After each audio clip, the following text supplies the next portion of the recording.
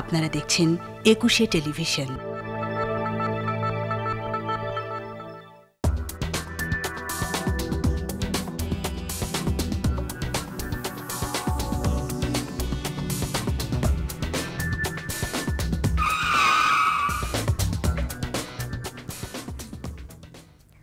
সম্মানিত দর্শক, সবাইকে স্বাগত জানাচ্ছি নিরোটার 21 রাতের আজকের আয়োজনে।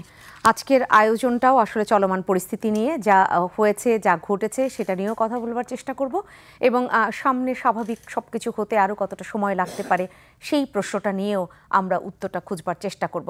এবং সেখানে বলতেই হচ্ছে যে মানুষের মনে কিছুটা হলেও স্বস্তি ফিরেছে, কারণ কারফিউ যেখানে শিথিল করা হয়েছে, অফিস খুলে গিয়েছে, দোকানপাট খুলতে শুরু করেছে, যানবাহন চলছে, সব কিছু মিলিয়ে কিছুটা স্বস্তি মিলেছে। কিন্তু পরিপূর্ণ স্বস্তি এখনো মিলছে কিনা, আর নেপথ্যের যে ঘটনাগুলো, যেগুলোর কারণেই এই সামনের যে দৃশ্যমান ঘটনাগুলো আমাদেরকে অবলোকন করতে হয়েছে, সেই ঘটনাগুলো তো পর্যবেক্ষণ করতেই হবে ধাপে ধাপে। না হলে এই পরিস্থিতি স্বাভাবিক হয়েছে কিনা নিশ্চিতভাবে বলা কোনোভাবেই সম্ভব হবে না। সেই জায়গায় আজকের এই আলোচনাটা আমরা বেগবান করতেই চাচ্ছি। আমি ফেরদৌস আহমেদ থাকছি আপনাদের সাথে, এবং যারা রয়েছেন তাদের সাথেও পরিচয়টা করিয়ে দিই। আমাদের মাঝে আজ উপস্থিত হয়েছেন সুকান্ত গুপ্ত অলোক, জ্যেষ্ঠ সাংবাদিক, এবং সর্বটানে রয়েছেন দীপ আজাদ, হেড অফ নিউজ, নাগরিক টেলিভিশন। আপনাদের দুজনকে স্বাগত জানাচ্ছি আজকের আয়োজনে। সুকান্ত গুপ্ত অলোক, যদি শুরুটা এইভাবে করেন, অর্থাৎ আমি যদি প্রশ্নটা এভাবে রাখি যে আসলে কতটা স্বাভাবিক হলো? ধন্যবাদ। এখন আজকে সারা দিনমান আমরা দেখলাম যে সকাল থেকে, আমি আজকে সকাল 9টায় বেরিয়েছি, ঢাকা শহরে জনচলাচল, যান চলাচল ব্যাপক। অর্থাৎ মানুষ যে একটা বদ্ধ অবস্থার মধ্যে ছিল, আজকে অফিস, আদালত, ব্যাংক, বিমা, শিল্প কারখানা সব খুলে গেছে। অর্থাৎ মানুষের তাড়াহুড়া আছে। এবং এই যে দিনমান আমরা যা দেখলাম, তাতে মানুষ কিন্তু চলছেন এবং যানজট হয়েছে ব্যাপক বিভিন্ন মোড়ে মোড়ে। এটি হলো জনচলাচল, যান চলাচলের বিষয়। কিন্তু যারা বেরিয়েছেন, যারা অফিস আদালতে গেছেন, অফিস করেছেন, বাড়ি ফিরেছেন, তারা কিন্তু একটা স্বাভাবিক অবস্থার মধ্যে আছেন। এটা যতটা ভাবছেন, সঙ্গে কিন্তু একটি চাপা অস্বস্তিও আছে। অর্থাৎ স্বস্তি ভাবটা ফিরে এসছে, স্বাভাবিকতা ফিরছে, কিন্তু যে একটা উদ্বেগ, সেই উদ্বেগটা পুরোপুরি কেটে গেছে এটা কিন্তু আমরা এখনো বলতে পারছি না। অর্থাৎ কিন্তু সেনা মোতায়েনের পর পরিস্থিতির যে স্বাভাবিকতার দিকে যাওয়া এবং রাস্তায় রাস্তায়, মোড়ে মোড়ে, বিভিন্ন জায়গায় আইনশৃঙ্খলা বাহিনীর যে নজরদারি, তাদের যে অ্যাকশন, সেই জায়গাটায় আমরা স্বস্তি বোধ করছি যে হ্যাঁ, ঠিক আছে, হয়তো পরিস্থিতি স্বাভাবিক হয়ে যাচ্ছে। এটি একটি বিষয়। এখন ওই যে উদ্বেগের বিষয়গুলি আসলে কাটাতে হবে। একটা জায়গা তো পরিষ্কার হয়ে গেছে যে আমাদের শিক্ষার্থী ভাই বোনেরা যারা আন্দোলন বিক্ষোভে নেমেছিল, তাদের যে মূল দাবি ছিল, অর্থাৎ কোটার সংস্কার, সেটা সর্বোচ্চ আদালত যেভাবে আদেশ দিয়েছেন, যেভাবে নির্দেশ দিয়েছেন, নির্বাহী বিভাগ তা অনুসরণ করেছেন এবং প্রজ্ঞাপন হয়ে গেছে। অর্থাৎ আজ থেকেই এই সংস্কার পর্যায়ে এই কোটা ব্যবস্থা সরকারি চাকরির ক্ষেত্রে এটি কিন্তু কার্যকর আছে। এখন হচ্ছে যে অফিস, আদালত, ব্যাংক, বিমা এসব সব খুলে গেছে। এখন কবে স্কুলগুলো খুলবে, কবে কলেজগুলো খুলবে, কবে বিশ্ববিদ্যালয়গুলো খুলবে, কবে এই ছেলেমেয়েরা আবার ক্লাসরুমে ফিরবে, এই যে বিষয়গুলো আছে। অর্থাৎ ঘরে তো বাবা মা, ছেলে মেয়ে সবাই আছে। বাবা মা হয়তো যার যে কাজ আছে সেটাতে তারা বেরিয়েছে, কিন্তু ছেলেমেয়েরা, তাদের জায়গায়, তাদের প্রতিষ্ঠানে যাওয়ার যে সুযোগটা, যে স্বস্তিটা, কিন্তু যে স্বাভাবিকতা, তার আগেও এটি কিন্তু আসতে হবে। 10টা থেকে বিকেল 5টা পর্যন্ত এই কারফিউ শিথিল থাকবে, এটা বলবৎ থাকবে না। কিন্তু সেই 5টার পর থেকে রাতে থাকবে না এমনটা তো না। সেই জায়গায় একটু দীপাজাত আপনাকে শুনতে চাই, তাহলে কি মনে হলো অনেকটাই স্বাভাবিক হয়েছে? কারণ একটা সময় আমরা যেটা একদম পূর্ববর্তী ইতিহাস ঘেঁটে দেখলে আমরা দেখতে পাই যে সান্ধ্য আইন ছিল, যেটাই আসলে কারফিউ মিন করত। সেই সান্ধ্য আইনটা তো তাহলে এখন বলবৎ থাকছে, সেখানে কি মনে হয় স্বাভাবিক কি হলো? দেখুন, আমি এই প্রশ্নের উত্তর একটু অন্যভাবে দিতে চাই। সেটি হচ্ছে যে আপনি অসুস্থ হলেন, আপনি তো একদিনে তো আর সুস্থ হবেন না। জ্বর হলে তো আপনি 1 সপ্তাহ জ্বরে ভুগলেন, তারপরে আপনাকে পুরোপুরি রিকভার করতে সময় লাগবে। অর্থাৎ ট্রিটমেন্টও ধাপে এবং ধাপে। যে আপনি যে সুস্থ হচ্ছেন তার হচ্ছে যে কারফিউ কিন্তু প্রতিদিনই বেশি আকারে শিথিল হচ্ছে। তার মানে আমি হচ্ছে যে আজকে যে অবস্থা গেল, আজকে 10টা 5টা ছিল, আমার বিশ্বাস আজকে রাত পেরোলেই কালকে হয়তো এটি আরও লম্বা হবে শিথিল হওয়ার জায়গাটি। কারণ একটা হচ্ছে যে আপনি যদি একসাথেই আবার সব খুলে দেন, আবার যদি একসাথে সেই যারা নৈরাজ্য করেছে তারা আবার একসাথে যে ঝাঁপিয়ে পড়বে না, সেই নিশ্চয়তা দেওয়া যাচ্ছে না। এই দায়িত্বটি হচ্ছে তো সরকারের। এই একটু শঙ্কা তো আছেই, একটু শঙ্কা না থাকলে আপনার ইন্টারনেট কেন এখনও সীমিত পরিসরে রয়েছে? কারণ আমাদের সরকারের পক্ষ থেকে আশঙ্কা করা হচ্ছে যে ইন্টারনেটকে ব্যবহার করে গুজব ছড়িয়ে বা সংঘবদ্ধ হয়ে আবার হয়তো কোথাও নেমে পড়বে যারা নৈরাজ্য করতে চাচ্ছে তারা। এই জায়গাগুলোতে আমার মনে হয় যে নিশ্চয়ই সরকারের কাছে যুক্তিসঙ্গত কারণ আছে, কোনো তথ্য আছে যার ফলে এটি আপনার করছেন। কারণ সরকারের দায়িত্বই হচ্ছে জনজীবনের স্বস্তি ফিরিয়ে আনা, জনমনে শঙ্কা দূর করার দায়িত্বটি হচ্ছে সরকারের। সেই জায়গাটি থেকে তাকে নিশ্চিত করতে হবে যে শুধুমাত্র তো শঙ্কা তো শুধু নৈরাজ্যের শঙ্কা না, শঙ্কা হচ্ছে মানুষ খেটে খাওয়া মানুষের খাবার তুলে দেওয়ার দায়িত্বটাও নিতে হচ্ছে কিন্তু সরকারকে। ফলে সেই মানুষগুলো অনেকগুলো বিষয়, আমরা হয়তো আজকে এখানে টেবিলে বসে অনেক সহজ কথা বলছি, কিন্তু যিনি মাথায় আছেন তার মাথায় কিন্তু অনেক চিন্তা। ফলে এই জায়গাটার থেকে একটু আমরা কষ্ট হচ্ছে, আপনারও হচ্ছে, আমারও হচ্ছে, অলোকদারও হচ্ছে, সাধারণ মানুষের হচ্ছে, সবচেয়ে বড় মানুষটারও কষ্ট হচ্ছে। না, কষ্টের থেকেও যেটা হচ্ছে যে মানুষ এই শিথিল হওয়া বা বলবৎ থাকার উপরে তাদের চিন্তা ভাবনাটাকে নির্ভরশীলতা এনে দিচ্ছে। অর্থাৎ এটার উপরেই মানুষ ভাবতে শুরু করেছে যে তাহলে শঙ্কা কতটা আছে কি শঙ্কা নাই, এই জায়গাটায় আপনার হচ্ছে যে দেখেন, এটা মানে কারফিউ কিন্তু আপনার এরকমই হয়, কিন্তু প্রথমে 24 ঘন্টা হয়, তারপরে পরিস্থিতি যদি ভালো দেখা যায় সেটি আপনার কমে আসে ধীরে ধীরে আপনার এটাকে শূন্যতে নামিয়ে আনা হয়। আমার যেটা হচ্ছে যে হয়তো এই মানে আগামীকাল বৃহস্পতিবার পর্যন্তই হয়তো এই অবস্থা চলবে, এরপরে শুক্র শনি তো এমনি সরকারি ছুটিই আছে। রোববার থেকে আমার বিশ্বাস বাংলাদেশ অবশ্যই পূর্ণ স্বাভাবিক জীবনে ফিরে আসবে এবং যে বিশ্বাসটা আপনি এখানে স্থাপন করলেন বা সেই বিশ্বাসটা আমাদের মধ্যে ছড়িয়ে দিলেন, সেটা আমার মনে হয় যে সত্যিকার অর্থে অনেকেই ভাবতে শুরু করেছেন আপনার বিশ্বাসের সাথে মিল রেখে যে হতেই পারে বাংলাদেশ স্বাভাবিক হবে, সেই জায়গাটা ভালো। কিন্তু ভাবমূর্তি বিদেশে, সুকান্ত গুপ্তা অলোক এখানে আসি, বাংলাদেশ স্বাভাবিক হবে নিঃসন্দেহে হবে, কারণ হতেই হবে, কিন্তু বিদেশে যে ভাবমূর্তিটা গেল, এই যে একদম পররাষ্ট্র মন্ত্রণালয় থেকে ব্রিফ করা হলো যে না, দেশ ছাড়ার মতো কোনো সেরকম পরিস্থিতি তৈরি হয়নি, দূতাবাসগুলোতে বার্তা দেয়া হলো, এই যে নানান পরিস্থিতি, এর পেছনে তো বিদেশের কোনো না কোনো হাত রয়েছে। সেটা হোক আমাদের দেশের কেউই সেখানে বসে এই ধরনের উদ্বেগ উৎকণ্ঠা প্রকাশ করুক কিংবা বহির্বিশ্ব করুক, সেই জায়গায় সেখানের বার্তাটা কীরকম বিদেশে? ধন্যবাদ। এখন বাংলাদেশ তো ঘুরে দাঁড়াবে, হ্যাঁ, বাংলাদেশ ফিরে আসবে বাংলাদেশের জায়গায়, এটি হচ্ছে সবচেয়ে বড় কথা। আর যে ঘটনাগুলো ঘটেছে এটা তো বাংলাদেশ আক্রান্ত হয়েছিল, যে নৈরাজ্য, যে ধ্বংস, যে সন্ত্রাস, এই সন্ত্রাসের লক্ষ্য ছিল বাংলাদেশকে আক্রান্ত করা। সেই বাংলাদেশ আক্রান্ত হয়েছিল, সেই আক্রান্ত বাংলাদেশ এখন ঘুরে দাঁড়াচ্ছে। এখন আপনি বললেন যে ভাবমূর্তি, হ্যাঁ, বাংলাদেশ তার ভাবমূর্তিতে অটল, অবিচল এবং সচল আছে, সেটি ঠিক আছে। কিন্তু এখন ব্যাপারটি কি দাঁড়াচ্ছে, আপনি বলছেন যে এরকম বাইরে একটি আবহ তৈরি করা হয়েছে যে বাংলাদেশে আর থাকার অবস্থা নেই। হ্যাঁ, বাংলাদেশে বিদেশিরা আছেন, বিশেষ করে অনেকগুলো দূতাবাস আছে, কূটনৈতিকরা আছেন, বিদেশি নাগরিকরা আছেন, এখানে কাজকর্ম করেন তারা, তো সেই জায়গায় এরকম একটা চক্র বা একটা মহল তারা বলছে যে বাংলাদেশে তোমার থাকার অবস্থা নেই, তুমি ফিরে আসো, এই তো বলতে চাইছেন।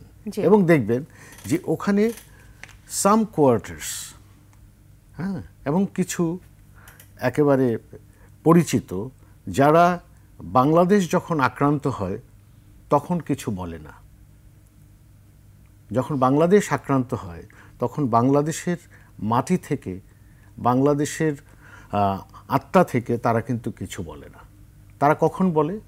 যখন বিদেশের কানা ঘুপচিতে নানা কথা হয়, হ্যাঁ, বিদেশের যারা যেসব রাষ্ট্র বাংলাদেশকে নিয়ন্ত্রণ করতে চায় তারা যখন বিভিন্ন রকম কথা বলে, সেগুলোর ক্ষেত্রে তারা তাদের প্রতিক্রিয়া দেখান।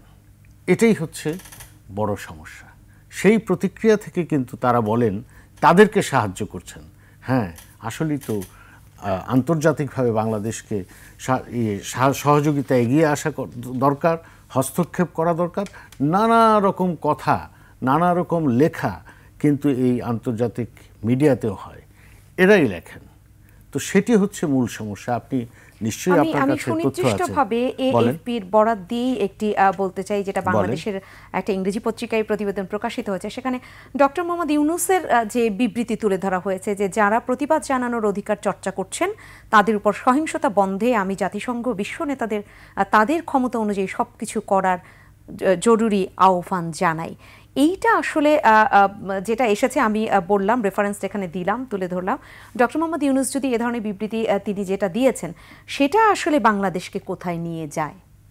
এখন এই যে ডক্টর মোহাম্মদ ইউনূস, ওনার প্রতি সম্মান রেখে বলছে, উনি বাংলাদেশের সন্তান, তিনি নোবেল বিজয়ী তার গ্রামীণ ব্যাংক প্রতিষ্ঠানের সঙ্গে। উনি কি এরকম একটি বিবৃতি দিয়েছেন যে যা হচ্ছে এখানে যদি নির্যাতন, হয়রানি, যা কিছু ঘটে থাকুক, বাংলাদেশের ছাত্ররাও যদি নির্যাতনের মুখোমুখি হয়, উনার তো প্রথম বিবৃতিটি যাওয়া উচিত সরকারের প্রতি, রাষ্ট্রের প্রতি, যে সরকার তুমি এটা করতে পারো না, তুমি এটি বন্ধ করো।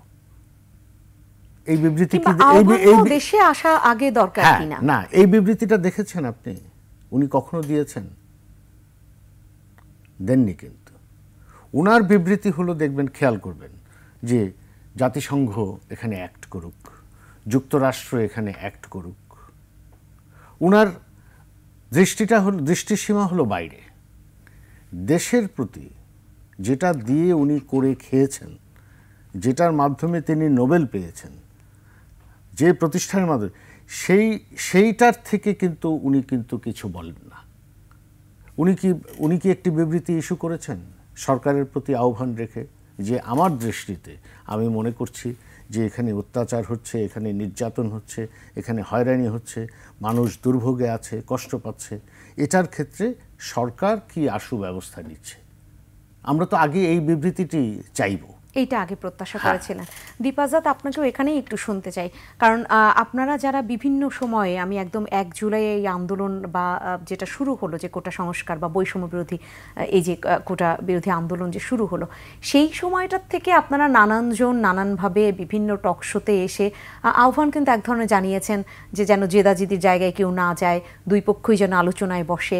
ডক্টর মোহাম্মদ ইউনূসের কাছেও সেই ধরনের এক ধরনের বিবৃতি প্রত্যাশা করাটা অনেক বেশি যৌক্তিক কিনা? আমি ডক্টর মোহাম্মদ ইউনূসের কাছে কিছু প্রত্যাশা করি না। আমি দুঃখিত, আমাকে যেভাবে ব্যাখ্যা করেন সেটি তার ব্যাপার, আমি প্রত্যাশা করি না। আমি প্রত্যাশা করি না এই জন্য, আমার বিপদ, আমি মানে হচ্ছে হলো সাধারণ মানুষ, আমরা মানে হচ্ছে এদেশে 17 কোটি মানুষ। আমাদের সিডরের সেই যখন আমার পুরো দক্ষিণ পশ্চিমাঞ্চল যখন পুরো ধ্বংস হয়ে যাচ্ছে, তখন আমি তাকে পাই না। আমার আইলায় তাকে আমি পাই না। আমার করোনায় যখন সারা দেশে মৃত্যু ভয়ে পুরো আতঙ্কিত পুরো জাতি, আমি তখন তাকে পাই না। আমার না পাই, আমি আমার শহীদ মিনারে তাকে পাই, 52-এর ভাষা সৈনিকদের স্মরণে তাকে পাই না, আমি মহান মুক্তিযুদ্ধের 30 লাখ শহীদের বিনম্র শ্রদ্ধা জানাতে গিয়ে আমি তাকে 16ই ডিসেম্বরে আমি তাকে পাই না। আমি কোনো কিছুতেই আসলে আমি তাকে পাই না। আমি শুধু পাই হচ্ছে হলো মানে বিশ্বের সব বড় বড় নেতাদের কাছে যাদের পাই, যারা আমাদের ধরাছোঁয়ার বাইরে, তারা থাকেন হচ্ছে হয় CNN নয়, BBC নয়, আল জাজিরা নয়, CNBC নয়, ফক্স নিউজে থাকেন। এর বাইরে আমি বাংলাদেশের কোথাও আমি তাকে পাই না। আমি না পাই বাংলাদেশের কোনো মাধ্যমে, না পাই আপনার সাধারণ মানুষের কাছে। ফলে আমার তার কাছে কোনো প্রত্যাশা নেই। আপনার আমি তো সেই মানুষের কাছে প্রত্যাশা থাকে যে মানুষকে আপনার আমার সুখে পাই, আমার অসুখে পাই, আমার দুঃখে পাই। হ্যাঁ, আমি সেই মানুষের কাছে আমার প্রত্যাশা থাকে। আমার আসলে আমি মানুষ হিসেবে ওনার মতো এত বড় নই, কিন্তু আমি আসলে ওনার কাছে কোনো প্রত্যাশা নাই। আমি ওনাকে যেহেতু কোনো সময় পাই না, ফলে এই সময় পাবো না, এটাই আশা করা যায়। আপনি একটা জিনিস দেখেন, সেটি হচ্ছে যে আন্দোলনটি 15ই জুলাই পর্যন্ত তো একটু কোথাও বল প্রয়োগ করা হয়নি, শান্তিপূর্ণ ছিল। যদি একইভাবে যদি বিএনপি বা অন্য কোনো রাজনৈতিক দল এইভাবে রাস্তা অবরোধ করতেন, তাহলে 1 ঘন্টা 2 ঘন্টা বা 3 ঘন্টার বেশি কি টিকতে পারতেন ঢাকা শহরে বা আমাদের কোনো শহরে? আমাদের আইনশৃঙ্খলা রক্ষা বাহিনী তাদেরকে টিকতে দিতেন? কিন্তু আমরা দেখেছি আমাদের আইনশৃঙ্খলা রক্ষা বাহিনীর ভূমিকা পুরো ভিন্ন ভিন্ন ছাত্রদের ক্ষেত্রে। দিনের পর দিন তারা রাস্তা অবরোধ করে আছেন, আমাদের আইনশৃঙ্খলা রক্ষা বাহিনী কিছুই বলেননি, আমাদের সাধারণ মানুষও কিছু বলেননি। আমি আওয়ামী লীগকেও দেখিনি লাঠি হাতে নামতে। কিন্তু ঘটনার 2টি পার্ট। ঘটনার পার্ট হচ্ছে, একটি হচ্ছে 15 জুলাই পর্যন্ত একটি পার্ট, 15 জুলাইয়ের পরে আর একটি পার্ট।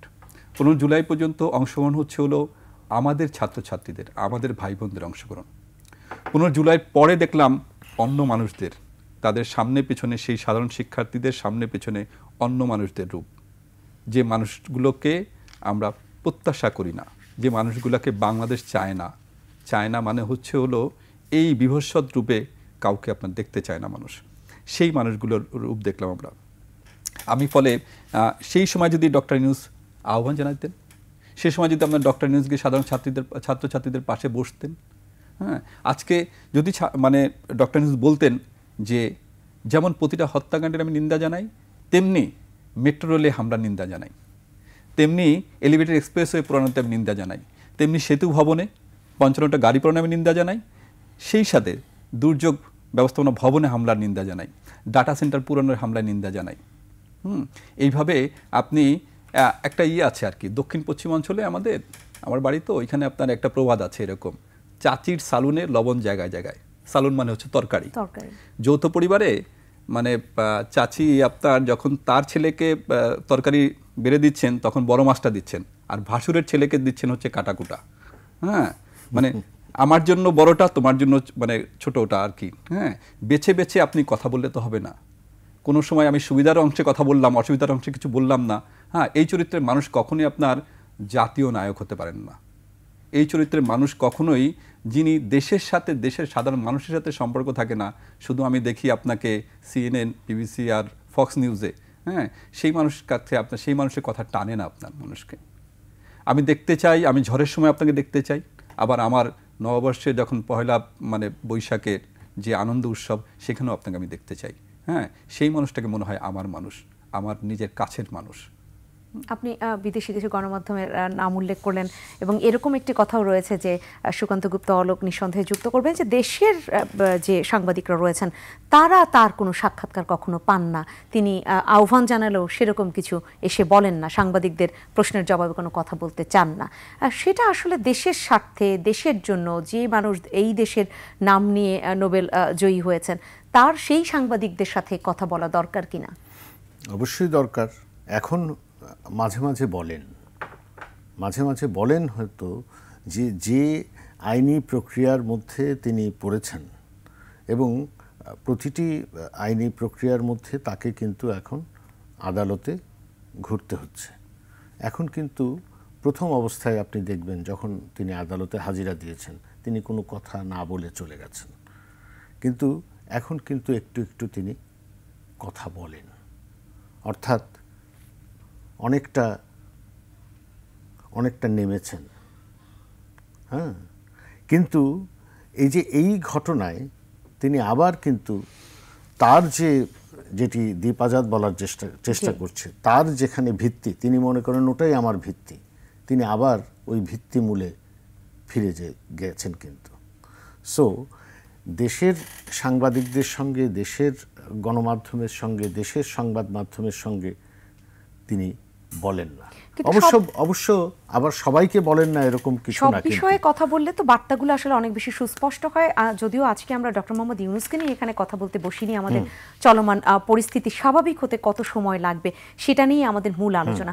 সেই জায়গা থেকে এগুলো আসলে খুব বেশি সংশ্লিষ্ট, তো আমরা তো এগুলোকে বাইরে রেখে কথা বলতে পারবো না, দেশের সাথে বাইরের কানেকশন তো অনেক বেশি। আমরা এখন ইউএই এই জায়গাটায় যে এক ধরনের বিক্ষোভ এবং সেখান থেকে সেই দেশের যে সরকার যে ব্যবস্থা নিয়েছে, 53 জনের মতো একদম 10 বছরের কারাদণ্ড দিয়েছে, কয়েকজনকে যাবজ্জীবন দিয়েছে, এইটা বাংলাদেশকে কোথায় নিয়ে গেল? এখন আপনি এর আগে ডক্টর ইউনূসের ইন্টারভিউর কথা বলেছেন না? জি। তো উনি কিন্তু এই যে অপতথ্য, অপপ্রচার, হ্যাঁ, এবং ডিসইনফরমেশন, ওটা দ্বারা কিন্তু উনি প্রভাবিত হয়েছেন। অর্থাৎ ওই যে বললাম তার একটি ভিত্তিভূমি আছে না, ওখান থেকে কিন্তু তিনি খবর পান এবং ওই খবরের ভিত্তিতে তিনি কথা বলেন, অ্যাক্ট করেন। এবং এই যে ইন্টারনেট বন্ধ এবং এই ইন্টারনেট বা এই সোশ্যাল মিডিয়া এই বাংলাদেশ আক্রান্ত হওয়ার পর যা ছড়িয়েছে সেটাই কিন্তু কাল হয়েছে সেই অপতথ্য, মিথ্যা তথ্য, বিভ্রান্তিকর তথ্য এবং নানামুখী অপপ্রচার। সেই অপপ্রচারে আমাদের এই প্রবাসী ভাই বোনেরা কিন্তু জড়িয়ে পড়েছিল এবং তাদেরকে জড়ানো হয়েছে, ওখানেও কিন্তু ইনস্টিগেট করেছে। কেউ কেউ তো তাদেরকে নামিয়ে তারা এরকম একটা বিপদের মধ্যে কিন্তু মুখোমুখি হলো। তাদেরকে কিন্তু কেউ নামানো হয়েছে। এবং এই জায়গায় আমার একটা অবজারভেশন আছে, সেটা হচ্ছে যে এই যে বিদেশে যে শুধু অপতথ্য নামিয়েছে নাকি কেউ সরাসরি তাদেরকে নির্দেশ দিয়েছে, এরকম কোনো তথ্য রয়েছে কিনা? আপনি নির্দেশ বলান, কিন্তু তথ্যটা কি? তথ্যটা হলো যে আমি একটু এখানে তথ্যটা হলো যে বাংলাদেশ নাই, সরকার নাই, কোনো কিছু নাই, সব শেষ হয়ে গেছে, হ্যাঁ, সো তোমরা নেমে পড়ো। এখন এই যে কথাটাই আমি বলতে চাচ্ছিলাম যে এটি একটি অন্যরকম আরেকটি দিক আছে। পৃথিবীর দেশে দেশে কিন্তু আওয়ামী লীগ আছে, পৃথিবীর দেশে দেশে বিএনপি আছে, হ্যাঁ। এই যে রাজনৈতিক যে সংগঠনগুলো যেভাবে ছড়িয়েছে, তারা শাখা সংগঠন করে, তো সেখানে তো বিষয়টা তৈরি হয় যে তাদেরকে ওই রাজনৈতিক বাতাসে তাদের সঙ্গে নড়তে হয় এবং সেটার মধ্যে যখন যে নির্দেশদাতা হয়, এই নির্দেশনা কিন্তু এটা মুহূর্তের মধ্যে কিন্তু ছড়িয়ে গেছে। আপনি তো আবুধাবির ঘটনা বলছেন, এটা আমরা জানি, যেহেতু আপনি আরো জায়গাগুলোর খোঁজ নেন, অন্যান্য দেশেও এইটা যেহেতু শাস্তি একদম নিশ্চিত করা হয়েছে, ওখানেও কিন্তু প্রবাসীদের নামানো হয়েছে কিন্তু। এবং এই নামানোর যে ভিত্তি, এখন তাদের ক্ষেত্রে বাকি ভূমিকা কি হবে?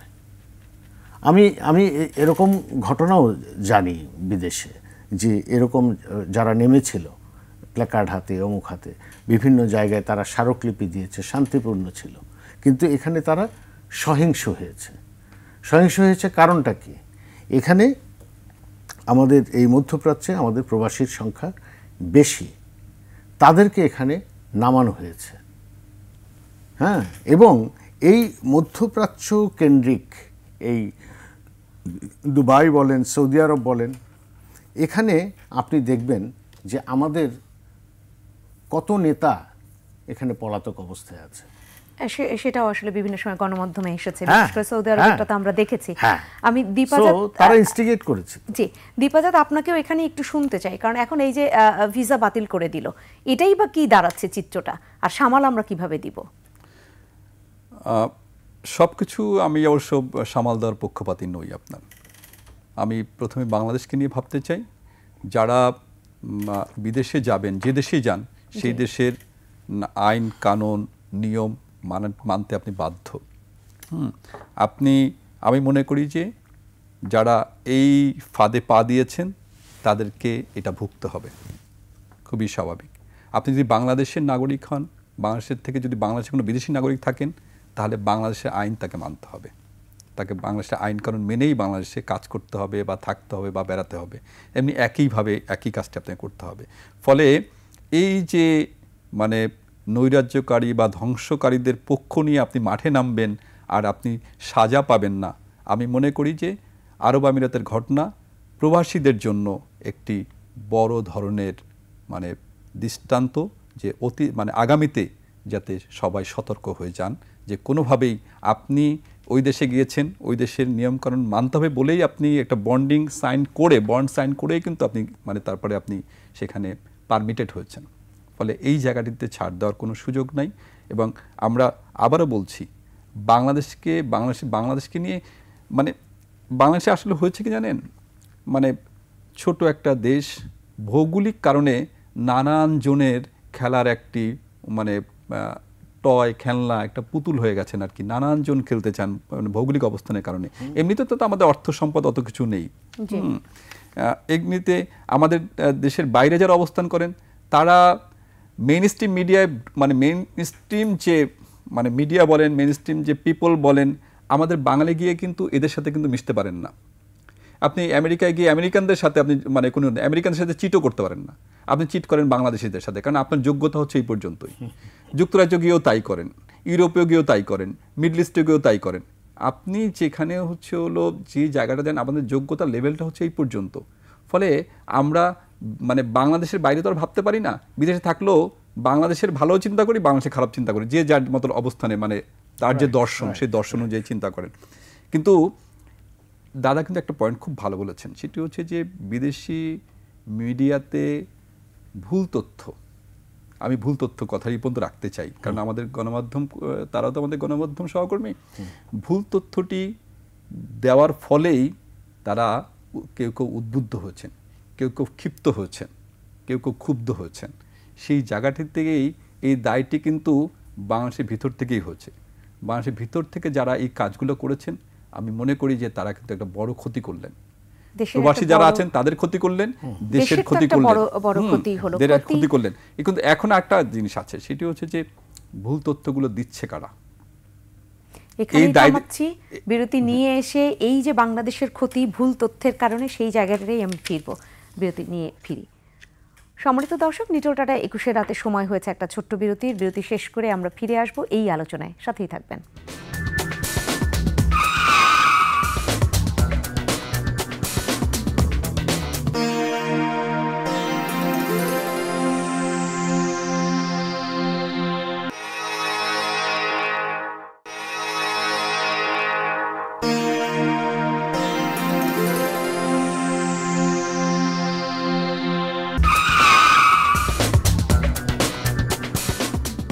আবারও ফিরে এলাম নিটোল টাটা 21 রাতের আজকের আয়োজনে। চলমান পরিস্থিতি নিয়েই কথা বলছি, কারণ যতটা স্বাভাবিক হয়েছে এর থেকেও একদম পরিপূর্ণ স্বাভাবিক হতে কতটা সময় লাগবে, আর যে স্বাভাবিকতা আমরা উপরে দেখতে পাই তার পেছনেও যে নেপথ্য কাহিনীগুলো রয়েছে, সেগুলো যদি খুব ভালোভাবে নিয়ন্ত্রণ করা না যায়, বা যারা এই এজেন্ডা বাস্তবায়ন করলেন দেশকে একদম সহিংস পর্যায়ে নিয়ে যেতে, সেটা যদি খুব ভালোভাবে তুলে নিয়ে আসা না যায়, তাহলে হয়তো এই যে সাময়িকভাবে আমরা স্বাভাবিকত্ব খোঁজার চেষ্টা করছি, সেটা নাও থাকতে পারে। সেই জায়গাটাই বড় শঙ্কা।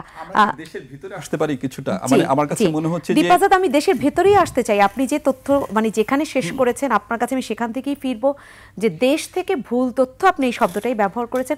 সেখানে যদি সাংবাদিকরা কোনো ধরনের, আমি যদি বলি যে আমরা গণমাধ্যম কর্মী রয়েছি, এরকম আমরা কোনো গণমাধ্যম কর্মী এই ভুল তথ্য দিয়ে কোনো ধরনের যদি এজেন্ডা বাস্তবায়ন করার জন্য নেমে পড়ে থাকি, তাহলে সেই জায়গাটা কিভাবে হওয়া দরকার কাজটা?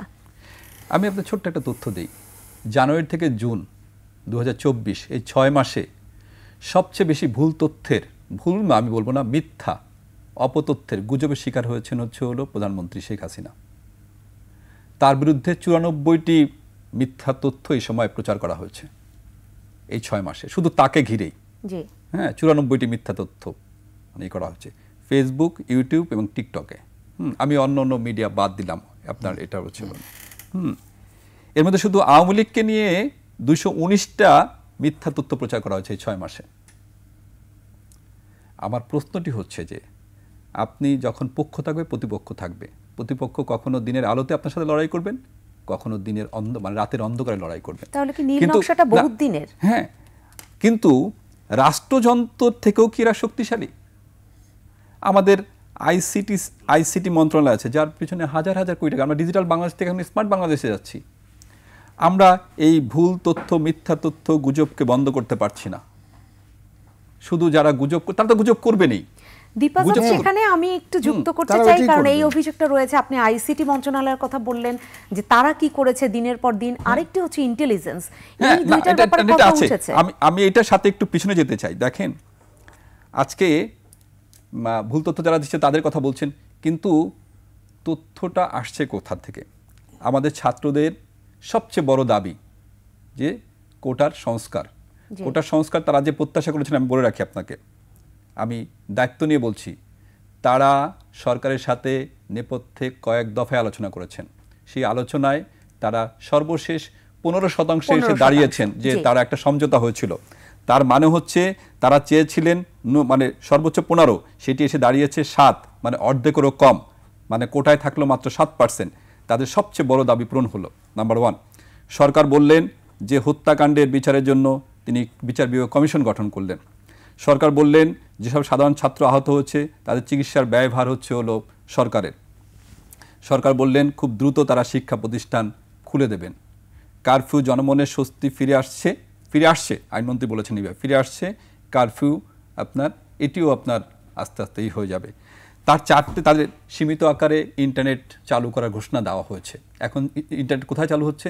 এখন ইন্টারনেটটাতে ব্যাংক, বিমা, হসপিটাল, আর্থিক প্রতিষ্ঠান, হ্যাঁ, যেখানে গুরুত্বপূর্ণ যেসব জায়গায়, হ্যাঁ, পানি, বিদ্যুৎ সাপ্লাই যেসব জায়গায় রয়েছে সেই গুরুত্বপূর্ণ জায়গায় ইন্টারনেট চালু হচ্ছে। 4 দফা, ছাত্রদের 4 দফা দাবির মধ্যে কি আছে? কারফিউ প্রত্যাহার করে জনমনের স্বস্তি ফিরিয়ে আনতে হবে, ইন্টারনেট চালু করতে হবে, শিক্ষা প্রতিষ্ঠান থেকে পুলিশ প্রত্যাহার করতে হবে, তাদের নিরাপত্তা দিতে হবে। তাহলে দেখেন এই দাবিগুলো কি 4 দফার অনেকটাই আপনার হচ্ছে না, অ্যাড্রেস করা হয়? হ্যাঁ, অ্যাড্রেস করা হচ্ছে। কিন্তু তারা বলছে শিক্ষা প্রতিষ্ঠান দ্রুত খুলে দেবে। শিক্ষা প্রতিষ্ঠান দ্রুত খুলতে গেলে পুলিশকে আপনার অবশ্যই মানে সেখান থেকে প্রত্যাহার করতে হবে। নিরাপত্তার কথা বলছেন কোনো ছাত্রকে, সাধারণ ছাত্রকে হয়রানি করা হবে না। যদি কোনো মামলায় যুক্ত হয়ে থাকে তথ্য আইনমন্ত্রীকে দিলে তিনি ব্যবস্থা নেবেন। কমিটেড। গতকাল একটি সংবাদ সম্মেলন হয়েছে। সেই সংবাদ সম্মেলনে ছাত্র আন্দোলনের বেশ কয়েকজন সমন্বয়ক উপস্থিত ছিলেন। তারা বলেছেন যে এই হত্যাকাণ্ডে, যত হত্যাকাণ্ড হচ্ছে দায় সরকারের। ওকে, কিন্তু তারা কেউ বললেন না যে নৈরাজ্যের দায় কার। তারা বলছেন নৈরাজ্যের সাথে সাধারণ ছাত্ররা জড়িত নয়। ওকে, তাদের বক্তব্য এটা পরিষ্কার। হ্যাঁ, তাহলে আপনি হত্যাকাণ্ডের জন্য সরকারকে দায় দিচ্ছেন, পরিষ্কার আমার কাছে। নৈরাজ্যের দায় কাকে দিলেন? আপনি নিলেন না, কাউকে দিচ্ছেনও না। আপনি কার পারপাস সার্ভ করছেন? আমার 1 নম্বর প্রশ্ন। নৈরাজ্যের দায় কারো দিচ্ছেন না। 200 আবাসিক হল, ঢাকা বিশ্ববিদ্যালয়ের 200 আবাসিক মানে আবাসিক হলের 200 কক্ষ ভাঙচুর করা হয়েছে। এই দায়টি কার? দায় তো কাউকে নিতে হবে। আপনার অধিকাংশ দাবি পূরণ হয়ে গেল, আর দাবিগুলো পূরণ করার পথে মানে রয়েছেন সরকার, এবং সরকার পুরোপুরি সারেন্ডার করেছেন ছাত্রদের কাছে। আমি এটি ইতিবাচক হিসেবে দেখছি। এদেশের ভবিষ্যৎ নেতৃত্ব যারা দেবেন তাদের কাছে সরকার দেরি হলো, তিনি এক করে সবগুলো মেনে নিয়েছেন, অ্যাড্রেস করেছেন। তাহলে আপনারা এখনো আন্দোলনে থাকতে চাচ্ছেন। আপনাদের আন্দোলনে থাকা মানেই হচ্ছে তৃতীয় পক্ষ তার স্বার্থ হাসিল করছেন। তাহলে আপনারা এখন কার স্বার্থে আন্দোলনে আছেন? আবার আন্দোলনে বলছে আপনারা আন্দোলনে আছেন বলেই তো ভুল তথ্য যাচ্ছে। দীপাজাত, এইটাও আরেকটু স্পষ্ট করবেন। তারা বলছে যে তাদের আন্দোলন স্থগিত অবস্থায় রয়েছে, কোনো কর্মসূচি নাই। স্থগিত থাকা কর্মসূচি নেই, কিন্তু কর্মসূচি তো যে কোনো মুহূর্তে আসতে পারে। এইখান থেকে কি সংখ্যাটা দূর করবে? ধোঁয়াশা করে আপনার কোনো কিছু চলবে না।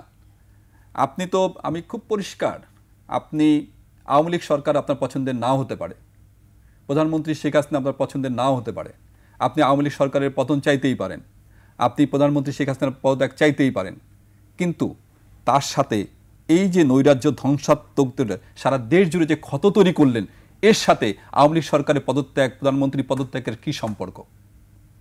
আন্দোলনের কর্মসূচি ছিল শেখ হাসিনার পদত্যাগ বা আওয়ামী লীগের সরকারের পদত্যাগ নয়। আপনার আন্দোলনের কর্মসূচি হচ্ছিল কোটার যৌক্তিক সংস্কার। সেটা তো হয়ে গেল। তাহলে আপনি এই যে সারা দেশে যে ক্ষত তৈরি করলেন, সারা দেশে যে নৈরাজ্য তৈরি করলেন, এই দায় দায়িত্ব কি ছাত্ররা কোনোভাবেই পুরোপুরি অস্বীকার করতে পারে? এখনো যখন কর্মসূচি ডাকছেন তখন তারা, তাহলে আমি বলবো যে, আমি লাস্ট কথা বলছি আপনাকে, এই আন্দোলনের মধ্যে কোনো ছাত্র নেতার, যারা এই আন্দোলনের নেতৃত্ব দিচ্ছেন, তাদের কোনো ছাত্র নেতার এজেন্ডা ভিন্ন। এই ভিন্ন যারা আছেন তাদের ব্যাপারে সরকারকে কিন্তু সিদ্ধান্ত একরকম নিতে হবে। আর যারা শুধুমাত্র হচ্ছে কোটার আন্দোলন করেছেন তারা হয়রানি মুক্ত থাকবেন, এটি প্রত্যাশা। জি, এবং আপনি যতগুলো প্রশ্ন তুলেছেন সুকান্ত গুপ্ত, অলোক, আপনার কাছে শুনতে চাই যে এখান থেকে কি সমাধান আসতে পারে, কিন্তু আরেকটি প্রশ্ন জুড়ে দিতে চাই যে ড্রাইভিং সিটে তাহলে কে বসে আছে? কারণ যদি সেই সমন্বয়কদের মধ্যে কারো কারো উদ্দেশ্য ভিন্ন থেকে থাকে, তাহলে এখন যেভাবে এই আন্দোলন পরিচালিত হচ্ছে, কারণ তারা স্থগিত বলেছেন, তারা উইথড্র করেছেন, এরকম কথা বলেননি, তাহলে ড্রাইভিং সিটে কে? ধন্যবাদ। এখন কালকে যারা প্রেস কনফারেন্স করেছেন, আমি কিন্তু দীপ আজাদের সঙ্গে আরেকটি প্রশ্ন তুলতে চাই যে তারা আসলে কতটুক প্রতিনিধিত্বশীল, বা তারাই কি আসল প্রতিনিধি, না তাদের পেছনেও আরেকটা স্তর চিহ্নিত আছে, করবার উপায় কি? পেছনেও আরেকটি স্তর আছে। হ্যাঁ, সো এবং এই যে আপনি বলেছেন যে তারা কর্মসূচি স্থগিত করেছেন বা কর্মসূচি তুলে নিয়েছেন, যেটা যেভাবে বলুক বা প্রত্যাহার করা হয়েছে, যেটা বিভিন্ন কথা কিন্তু আছে। হ্যাঁ, তুলে নিয়েছি বলা হয়েছে, স্থগিত বলা হয়েছে, প্রত্যাহার করা হয়েছে, এটাও বলা হয়েছে। আর আরেকটা জায়গা থেকে বলা হয়েছে যে এটি চলমান আছে, এই তো। তারপর এই দায় অদায়ের বিষয়টি যখন আসছে, তারা কিন্তু বলছেন যে আমাদের কোটা সংস্কার যে আন্দোলন আমরা শুরু করেছিলাম সেটি অরাজনৈতিক। তাহলে তুমি আজকে কখনো 8 দফা বলছো, কখনো 4 দফা বলছো, কখনো 9 দফা বলছো, এবং এটার মধ্যে রাজনৈতিক দাবি কিভাবে আসলো? তার মানে কি? তার মানে হচ্ছে যে তারা কতটুক প্রতিনিধিত্বশীল এটাও যেমন প্রশ্ন আছে, এবং তাদের পেছনে কারা আছে সেটিও কিন্তু জানার বিষয় আছে। আর প্রতিটি ঘটনা কিন্তু যেখানে অ্যাড্রেস করা হয়েছে, যেসব হত্যাকাণ্ড হয়েছে, প্রতিটি হত্যাকাণ্ড, সেটি কিন্তু বিচার বিভাগীয় তদন্ত কমিশন কিন্তু তারা সেটি কভার করবেন। আমাদের দাবি হওয়া উচিত যে আপনাকে 30 দিন সময় দেওয়া হয়েছে, আমি 7 দিনের মধ্যে কমিশনের রিপোর্ট চাই। অর্থাৎ আমি দ্রুত চাই, জানতে চাই আপনারা কি করছেন, কি তদন্ত করছেন, এটা হওয়া উচিত। এখন সেই দায় আমরা সরকারকে দিয়ে দিচ্ছি। আর নৈরাজ্য, ভাঙচুর, লুটপাটের দায় কি হবে? যে কথা বললো আমি শিক্ষা প্রতিষ্ঠান খুলে দেওয়ার দাবি, আমরা ক্লাসে ফিরতে চাই, আমি হলে ফিরতে চাই, হলে গিয়ে আমি থাকবো কোথায়? যে ভাঙচুর হয়েছে, হ্যাঁ, সেটি কভার আপ করবে কে? সেটির দায় কার? সেখানে কি কোনো ফৌজদারি বিষয় আছে? বা সেটি বিশ্ববিদ্যালয় প্রশাসন কিভাবে দেখবেন? আইনশৃঙ্খলা রক্ষাকারী বাহিনী কিভাবে দেখবেন? অনেকগুলো বিষয়। এখন ব্যাপারটার এই সমাধানটি হওয়া উচিত যে আমরা তো খুব আশান্বিত ছিলাম যে এই শিক্ষার্থীদের সঙ্গে বা বৈষম্য বিরোধী ছাত্র আন্দোলনের সমন্বয়কদের সঙ্গে সরকারের যোগাযোগ হয়েছে, যোগাযোগ আগেও ছিল। হ্যাঁ, 15 থেকে এটি 7-এ এসে ঠেকেছে, সেটিও ছিল। এখন এই যে যোগাযোগটি, সেই যোগাযোগটি আর কেন চলমান নয় আমি জানি না, চলমান আছে কিনা। কারণ কালকের সংবাদ সম্মেলনে আমরা ভিন্ন বার্তা পেয়েছি। সো এই এনগেজমেন্টটি, এই আলোচনাটি প্রয়োজন। যে তোমাদের যে মূল, এখানে কিন্তু এইটা আসলে জানা খুব জরুরি, যেটা দীপ আজাদ বললেন, আপনিও বললেন, যে শিক্ষার্থীদের মধ্যে যদি এখন নানান মত তৈরি হয়ে গিয়ে থাকে, যে কেউ কেউ শুধু কোটা সংস্কার আন্দোলনই চেয়েছিল, আর কেউ কেউ সেখান থেকে অন্য আন্দোলনও অব্যাহত রাখতেছে, এবং আপনি বললেন কেউ বলছে স্থগিত, কেউ বলছে প্রত্যাহার, কেউ বলছে কর্মসূচি নাই, এবং অরাজনৈতিক। জি, আমরা অরাজনৈতিক, আমরা এই নৈরাজ্য পার্থক্য করার দরকার কিনা? না, যেটা বলছে যে আপনি বলছেন স্বস্তি, পুরোপুরি স্বস্তি কাজটা তখনই সরকার শুরু করতে পারবে যখন ছাত্ররা বলবে যে আমাদের কর্মসূচি শেষ, আমাদের আন্দোলন। সবাই তো তা বলছেন না, কিন্তু সেটা না বলা পর্যন্ত সরকার পুরোপুরি স্বস্তির কাজটি করতে পারছেন না। যখন আপনি মিক্স থাকবে, কিছু ভালো, কিছু মন্দ, কিছু অর্ধমন্দ, কিছু অর্ধ ভালো থাকবে, তখন সেখান থেকে খারাপটি খুঁজে বের করা একটু কঠিন হবে। আমি খুব খোলামেলা বলতে চাই, সেটি হচ্ছে যে আজকে যদি ছাত্ররা বলে যে কাল থেকে আমাদের আর কোনো কর্মসূচি নেই, আমরা এই যে ক্লাসে ফিরতে চাই, পুলিশ কবে প্রত্যাহার করবেন ক্যাম্পাস থেকে সেটি বলেন। না, এটি যখন বলবেন তখন কিন্তু সরাসরি সরকার এই ধ্বংসাত্মক কর্মকাণ্ডে যারা জড়িত তাদের বিরুদ্ধে সরাসরি অ্যাকশনে যেতে পারবেন। এখন ছাত্ররা আছে বলেই কিন্তু আইনশৃঙ্খলা রক্ষা বাহিনীর পক্ষে অ্যাকশন নেওয়া চূড়ান্ত অ্যাকশন নেওয়া সম্ভব হচ্ছে না। হ্যাঁ, ছাত্ররা যখন বলবেন যে আমরা আর মাঠে নেই, তখনই কিন্তু আইনশৃঙ্খলা রক্ষা বাহিনী শতভাগ তাদের শক্তি প্রয়োগ করতে পারবে। শতভাগ শক্তি কিন্তু প্রয়োগ হচ্ছে না এই কারণেই, যে ছাত্ররা থাকার কারণেই। কিন্তু আমি আপনার একটা বললাম, এরপরও যারা বলবেন যে আমরা মাঠে আছি, আমাদের দাবি পূরণ হয়নি, তাদের ব্যাপারে সরকার ওই ধ্বংসাত্মক কর্মসূচি যারা আছে তাদের মদতদাতা কিনা, তাদের এজেন্ডা বাস্তবায়নে এরা ভূমিকা রাখছে কিনা, এটি গোয়েন্দা সংস্থা বা পুলিশ বাহিনীকে খতিয়ে দেখতে হবে। তারা এসে যায় গত এই আন্দোলন শুরুর আগ থেকে 15 বা 1 মাস আগে তাদের সাথে কি পরিমাণ আর্থিক লেনদেন হয়েছে, কাদের সাথে যোগাযোগ হয়েছে, তাদের মানে স্বজনদের কোথায় কি আছে, আপনার অবশ্যই দেখতে হবে। কারণ এই আন্দোলনে আমরা দেখেছি কেউ কেউ যখন প্রজ্ঞাপনটি জারি হয়েছে তখন বলেছেন এটি ইতিবাচক, কেউ কেউ বলেছেন হ্যাঁ আমাদের দাবি এখনো পূরণ হয়নি। আসলে দাবি কোনটা? আপনি কোটা সংস্কার আন্দোলন করতে নেমেছিলেন নাকি অন্য কোনো আন্দোলন আপনার এজেন্ডা ছিল? এটি খুব ছিল। কারণ শুধু তাই না, আপনি দেখেন 5% মুক্তিযোদ্ধার সন্তান কিন্তু কোনো নাই, কিন্তু নাতিপতি নেই কিন্তু। সেই 5% মুক্তিযোদ্ধার সন্তান এখন যদি খোঁজেন, যে মুক্তিযোদ্ধার সর্বশেষ বয়স ছিল 71 সালে 14 বছর, যদি আপনি ধরেন, হ্যাঁ যদি ধরেন তার বয়সও কিন্তু এখন 66, হ্যাঁ 67, তার বয়স, তার সন্তানের বয়স, চাকরির বয়স কিন্তু এখন নাই। ফলে এই 5% কিন্তু আপনার চলে যাবে মেধায়। বলা হচ্ছে যখন কোটা পূরণ হবে না তখন এটি মেধা দিয়ে পূরণ করা হবে। তার মানে এখন মেধায় হচ্ছে 98%, শুধু থেকে গেল 2%।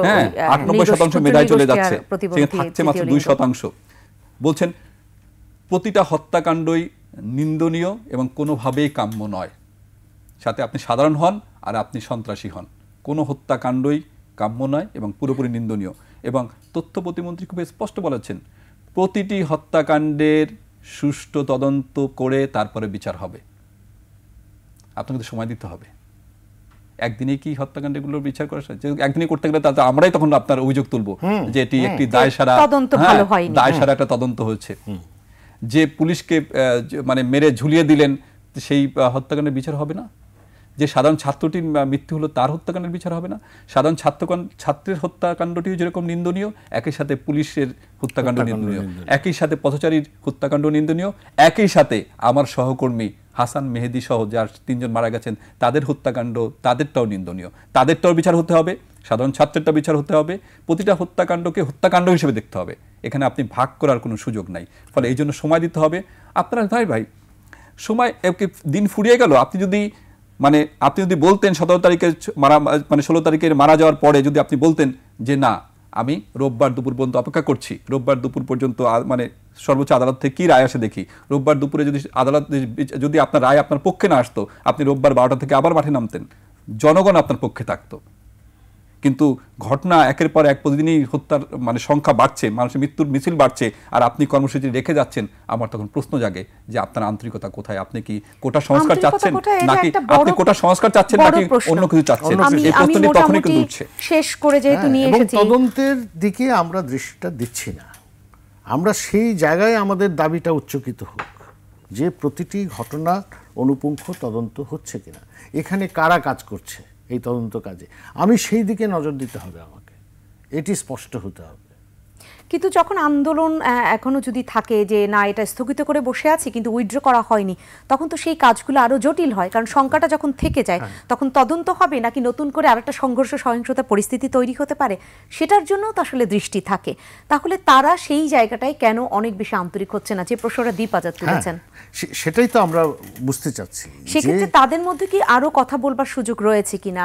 নানান ধরনের যদি বলি যে এই দাবি দফা, এই জায়গায় কোনো ধরনের নেগোসিয়েশন বা যে দীপ আজাদ বলছিলেন যে এদেরকে আলাদা করা যাচ্ছে না, তাদের উপরেও কোনো ধরনের চাপ আছে কিনা? যারা শুরুতে বলেছিলেন যে এটা অনেক ইতিবাচক, থাকতেই পারে, অসম্ভব কিছু না। সেটা আসলে কতটা তদন্ত করা দরকার চাপের জায়গাটায়? কিন্তু আমার কথা হচ্ছে যে আলোচনার দ্বারটি খুলেছিল সেটি বন্ধ করা যাবে না, আলোচনাটি হতে হবে।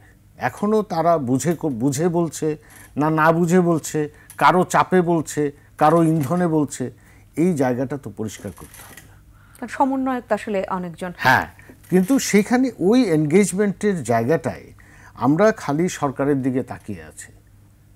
যে সরকারের প্রতিনিধিরা, মন্ত্রীরা তারাই শুধু কথা বলবেন, আমার শিক্ষকরা কোথায়? তাই না? শিক্ষকদের প্রশ্ন তো আগেও উঠেছে, হ্যাঁ, আন্দোলনে হ্যাঁ, যখন চলমান আন্দোলন শিক্ষকদের সঙ্গে তখনও তাদের উঠেছে। সংযোগ নেই কেন? তাদের আলোচনার জায়গাটা শিক্ষকদের সঙ্গে কেন হচ্ছে না? এটাও তো দায়িত্ব।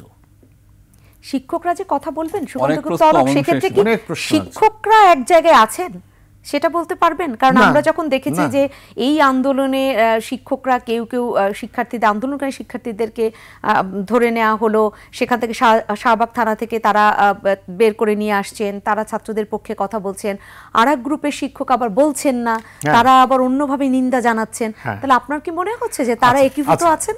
খুব ভালো কথা বলেছেন। এখন দেখেন যে শিক্ষকরাও কিন্তু ওই পেনশন স্কিম নিয়ে আন্দোলনে ছিলেন। শিক্ষকদের সঙ্গে সরকারের প্রতিনিধিদের কিন্তু বৈঠক হয়েছে। বৈঠক হওয়ার পরে তারা কি বলেছিলেন?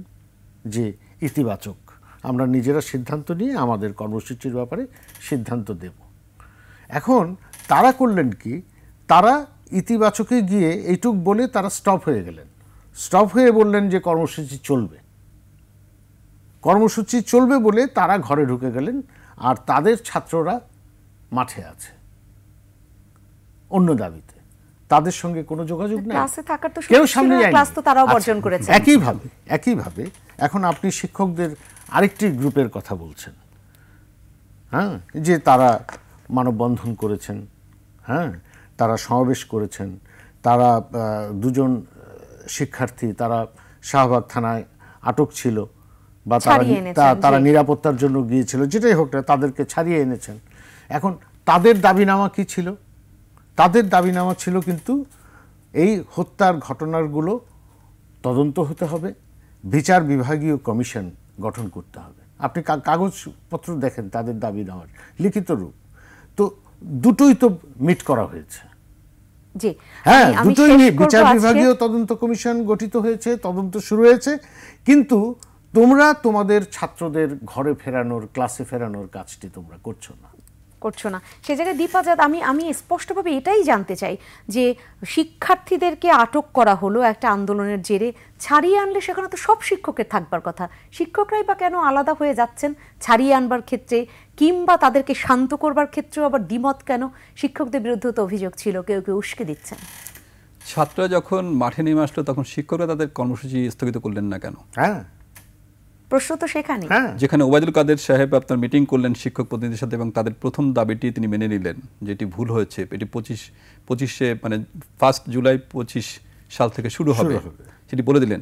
পরেরগুলো তিনি বলছেন সেগুলো বিবেচনায় নেওয়া হলো, এগুলো সরকারের মানে শীর্ষ পর্যায়ে আলোচনা করে সিদ্ধান্ত দেওয়া হবে। তারা ফিরে গিয়ে আপনার বললেন না, আমাদের কর্মসূচি চলবে। যখন আমার সন্তানরা যখন মাঠে নামলো তখন আমিও মাঠে, তাহলে কি আমি সরকারকে কোনো স্পেস দিতে চাই না? আমরা আর কি চাই? নিশ্চয়ই ওবায়দুল কাদের প্রধানমন্ত্রী শেখ হাসিনার, আওয়ামী লীগ সভানেত্রী শেখ হাসিনার মানে অনুমতি ছাড়া তিনি শিক্ষকদের সাথে আলোচনায় বসেননি। তাহলে আমি সরকারকে কি কোনো স্পেস দিতে চাই নাই? আমি চাইছি কি সরকার আন্দোলনে জর্জরিত হোক? শিক্ষকদের ভূমিকাও প্রশ্নবিদ্ধ। শিক্ষকরা তখন ক্লাসে ফিরিয়ে নিতেই পারতেন, নিলেন না।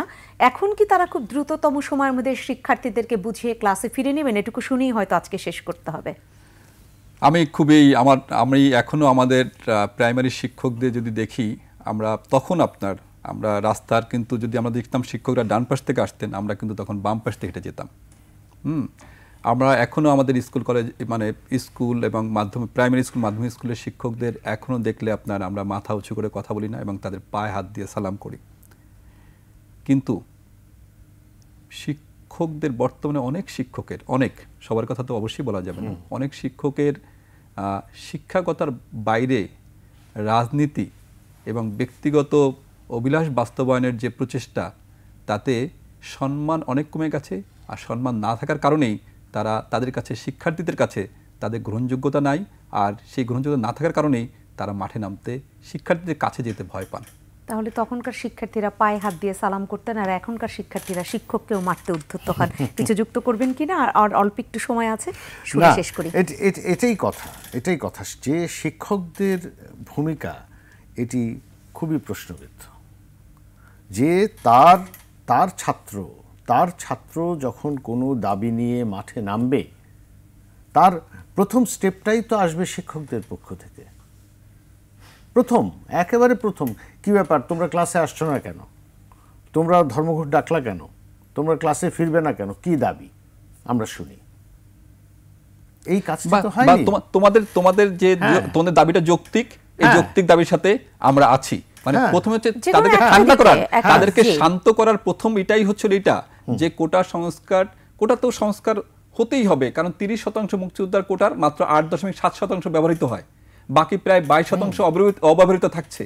ফলে এটা তো সংস্কার হওয়া যৌক্তিক। বলছি না এই অ্যাপিলেট ডিভিশনে রাষ্ট্রপক্ষই তো সেটার আবেদন করেছে, সেটা বোঝানো হয়েছিল কিনা। শিক্ষকরা তো এই যৌক্তিক দাবির পক্ষেই থাকবেন, থেকে তাদেরকে কি করবেন যাতে ছাত্ররা তো অনেক কম বয়সী, যাতে তাদের ঘাড়ে কোনো ভূত না চাপে, তাদের ঘাড়ে অন্য কেউ ভর করে কোনো রকম এজেন্ডা বাস্তবায়ন না করেন, তারাই এই আন্দোলনের নেতৃত্ব দেবেন, ছাত্রদেরকে তাদের একীভূত রাখবেন। হ্যাঁ, তৃতীয় পক্ষ যাতে না ঢুকতে পারে, এখানে কিন্তু উই পোকা যাতে না কাটতে পারে। ফলে এখানে তো শিক্ষকরাই আপনার ভূমিকা রাখবেন, কিন্তু শিক্ষকরা নিজেদের স্বার্থের দাবিতে গিয়ে আপনার আন্দোলন করলেন, ছাত্ররা তাদের এসে ধরে থেকে গেল, নেতৃত্ব থাকলো না এখানে, শিক্ষকরা তাদের এই করলেন। তাদের ভূমিকাটি কোনোভাবেই গ্রহণযোগ্য নয়, ছিল না এই সময়। আমরাও ক্লাসের বাইরে আন্দোলন করছি, তোমরাও করো, এই কথাটি যে বলা হয়নি আমি খুব হলপ করে বলতে পারছি না। তাহলে এরকম যখন পরিস্থিতি হয় তখন আসলে কি প্রত্যাশা করা যায়? তখন বলতেই হয় যে এসব জায়গাগুলো তো এখন প্রত্যাশা রাখা যাবে কি না, কারণ সেই শিক্ষকদের জায়গাটাই কিংবা যে আলাপটি উঠেছিল যে কিছু সাংবাদিক ভুল তথ্য, সব জায়গায় কিন্তু অনেক বেশি হতাশা কাজ করে। তারপরও আমরা আসলে সবসময় সামনের দিকে তাকিয়ে থাকি, কারণ আমরা নৈরাশ্যবাদী মানুষ নই, আমরা অনেক বেশি আশাবাদী মানুষ। অসংখ্য ধন্যবাদ জানাচ্ছি দীপ আজাদ আপনাকে, সুকান্ত গুপ্ত অলোক আপনাকে অসংখ্য ধন্যবাদ। সম্মানিত দর্শক, আপনাদেরকে অসংখ্য ধন্যবাদ জানাচ্ছি আজকের এই আয়োজনে থাকবার জন্য। এবং চলমান পরিস্থিতি নিয়ে কথা হচ্ছে। এই চলমান পরিস্থিতি যেহেতু চলমান, প্রতি মুহূর্তেই নানান ধরনের ঘোষণা আসছে, নানান ধরনের ঘোষণা থাকবে, প্রতি মুহূর্তেই পরিবর্তন হবে। আমাদের এই অনুষ্ঠান চলাকালীন আমরা যে তথ্যগুলো পেয়েছি সেগুলো নিয়ে আলোচনা করবার চেষ্টা করলাম, কিন্তু যে ধরনের ঘোষণাই আসুক না কেন, প্রত্যাশা কিন্তু থাকি যে দেশে শান্তি বিরাজ করুক, সব কিছু স্বাভাবিক হোক, কারণ আমাদের অনেক বেশি ক্ষতি হয়ে গেছে। রাষ্ট্রীয় ক্ষতি থেকে শুরু করে পরবর্তীতে ব্যবসায়ীরা যেভাবে তুলে ধরলেন তাদের ক্ষতিগুলো, সেটাও কিন্তু বড় প্রভাব পড়বে আমাদের অর্থনীতিতে। সবকিছুর সমাধান হবার দিকে এখন তাকিয়ে আছি আমরা। আলোচনাই হয়তো সেই পথ একদম উন্মুক্ত করতে পারে। সবাই ভালো থাকবেন, শুভরাত্রি।